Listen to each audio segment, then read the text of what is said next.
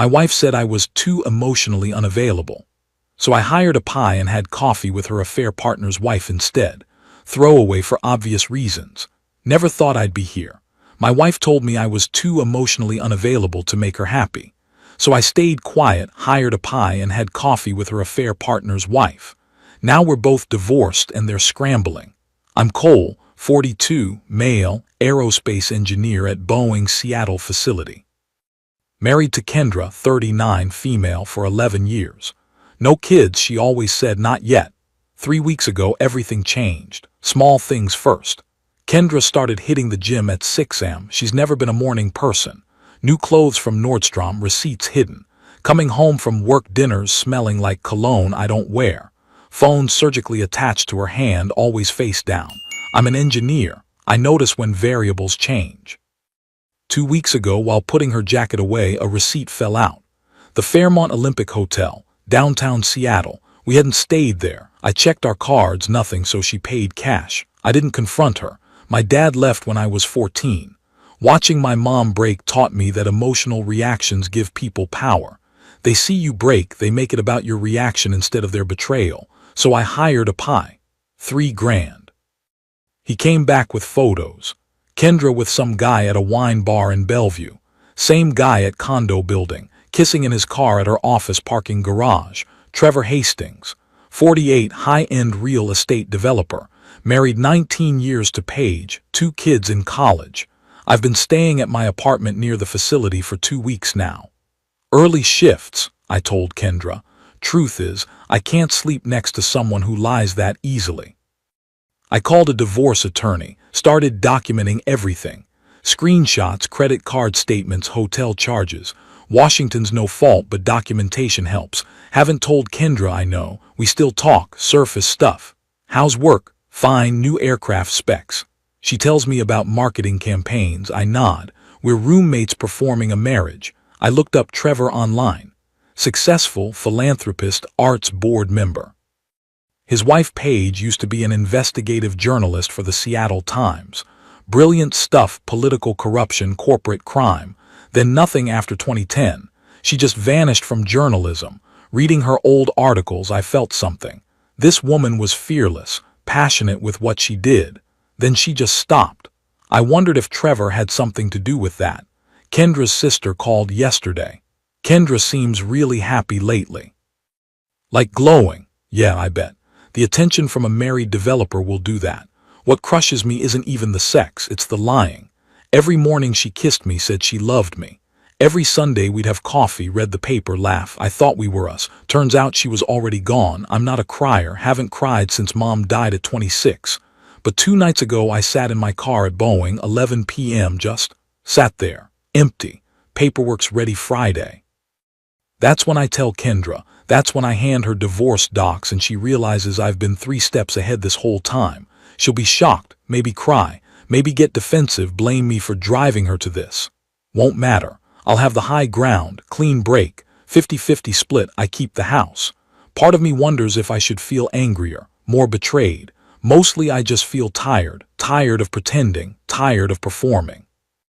I know this is unconventional, but I'm not the guy who explodes. I'm the guy who plans ahead. I'm the guy who doesn't give anyone the satisfaction of seeing him break. Anyway, 3 more days of pretending everything's normal. Update 1. Posted 2 weeks later, sorry for the delay. Helped my buddy Jake move last weekend. Then work had me on doubles. Plus I needed time to process because Friday went completely sideways. I arranged dinner at home with Kendra, told her we needed to talk about us. She got home around 8 p.m., said she'd been at a team happy hour. Pi confirmed she'd been at Trevor's condo until 7:30. I made her favorite pasta, needed her relaxed. We ate in silence mostly. She kept checking her phone. I watched her, thinking about 11 years at this table. All that time invested in someone already halfway out the door. After dinner, I poured wine. Then just said it. I know about Trevor. 5 seconds of silence felt like 5 minutes. Her face went through it all, confusion, realization, panic, then defense. Not guilt, defense.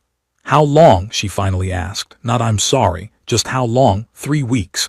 I wanted to be sure before destroying our marriage over suspicion. She laughed, actually laughed. Destroying our marriage, Cole, you destroyed it years ago.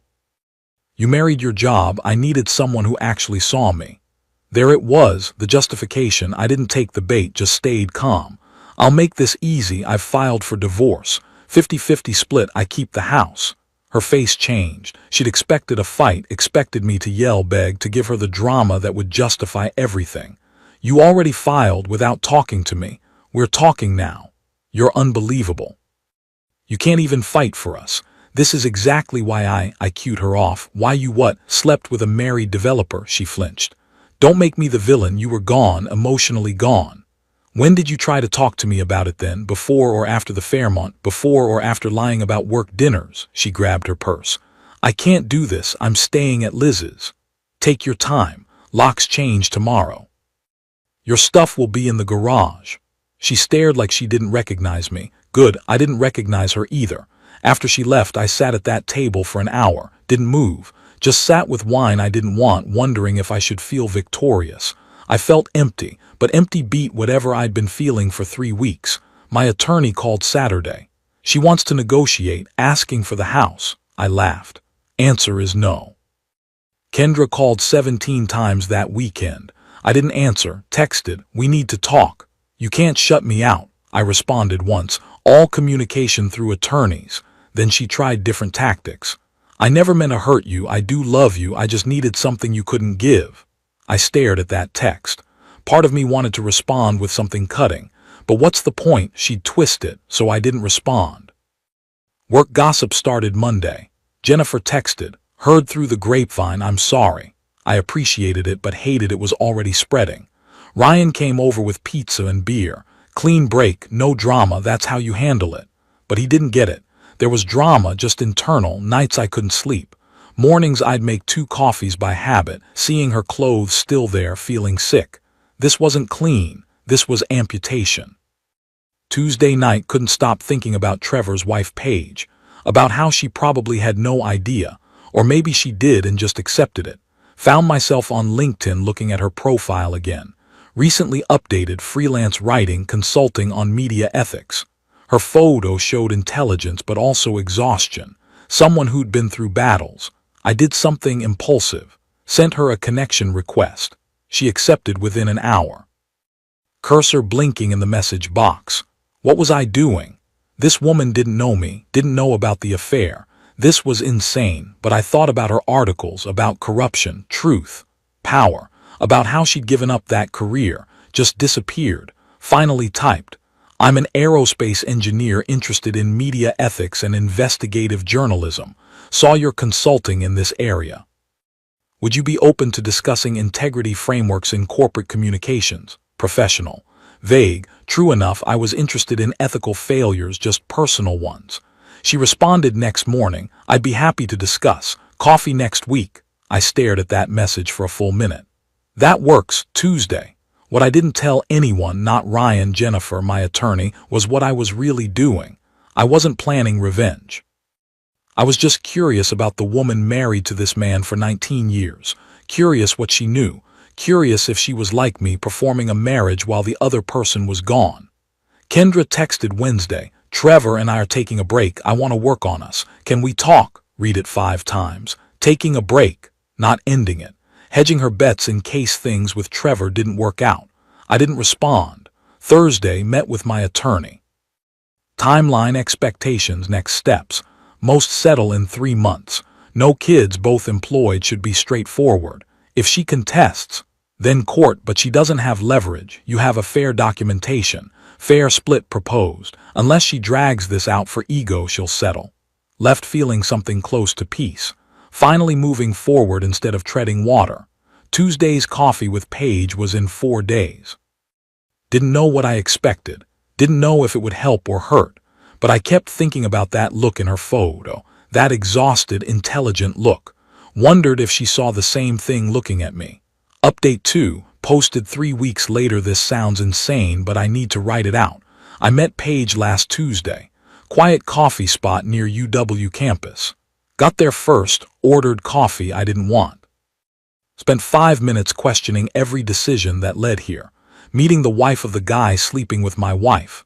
This was Jerry Springer territory. Then she walked in. Paige wasn't what I expected, professional, composed, but wary, like bracing for impact from an unknown direction. We shook hands. She ordered tea, made small talk, then she looked at me directly. "You're not really interested in media ethics consulting, are you?"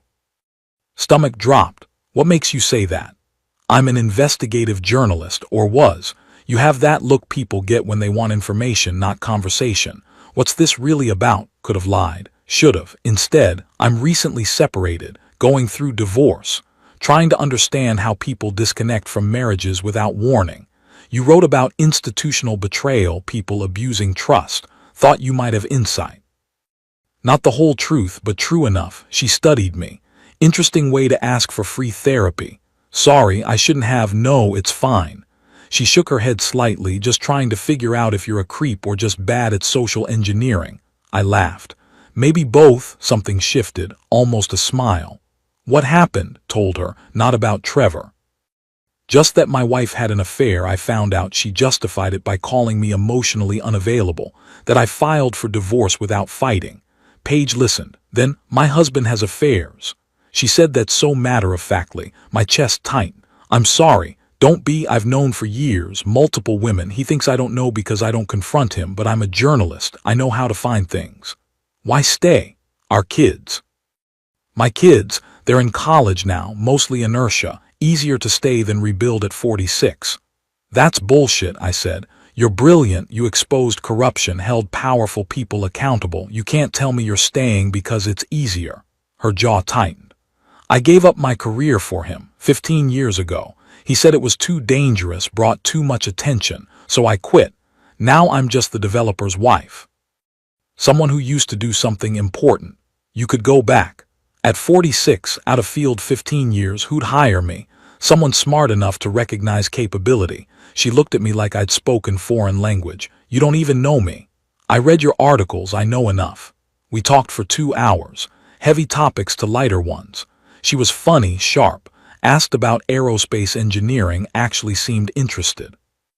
I asked about consulting. She opened up about finding her way back to journalism. When we were leaving, she said, "This was unexpected, but good." Yeah, same. Can we do this again? I don't have many people I can talk to honestly. Neither do I. Met again Friday, then Tuesday. Conversations got easier. She told me about her kids, Emma at Stanford, Daniel at Columbia, both brilliant. Both barely speaking to Trevor after watching him prioritize business over family. I told her about my mom, my dad leaving, how I learned to solve everything by shutting down instead of feeling. 3 weeks in, I'm thinking about leaving him. Wasn't that surprised, but I asked anyways, what changed? You, quickly added, not like that, but talking to you made me realize I've been lying to myself. Staying isn't inertia, it's cowardice. I'm afraid of being alone, starting over, being the woman who couldn't keep her marriage together. You didn't break your marriage,